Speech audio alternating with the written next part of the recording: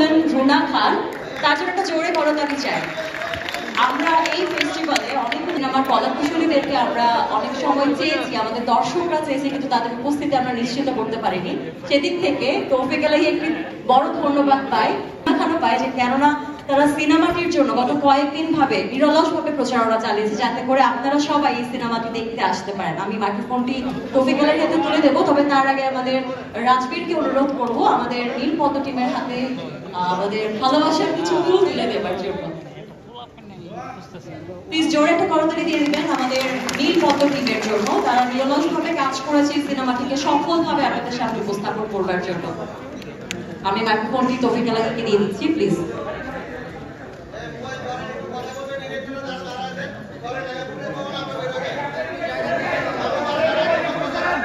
আচ্ছা, আমরা একটা প্রেক্ষাগৃহে আছি, আমরা একটু ঠিক ভুল ভাবে কাজ করি। গণমাধ্যম কর্মী কিন্তু আমিও ছিলাম, এবং সবাইকে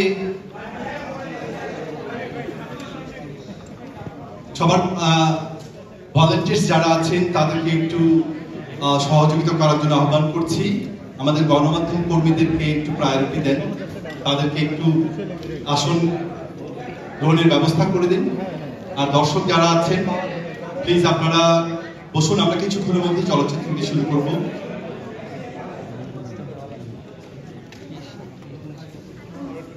আচ্ছা, আমরা একটু আগে প্রেস ব্রিফিং করেছি, আমার মনে হয় আমি নতুন করে না বলি, আমরা খুবই সংক্ষেপে আজকে যারা আছেন আমার সাথে তাদের অভিজ্ঞতাটা অল্প করে শুনি।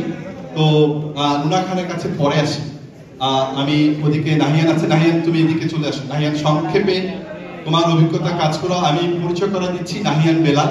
নাহিয়ান বেলালের সাথে আমার কেমিস্ট্রিটা 2018 থেকে ছোট ভাই বন্ধু। আমার বাংলাদেশের একটি ফিকশনে কাজ হয়েছিল, সেটিও ভিন্ন ধর্মী একটি গল্প ছিল, একটি ধর্ষিতা নারীকে নিয়ে গল্প ছিল। তো সেইখানে নাহিয়ানের সাথে আমার কাজ হয়েছে।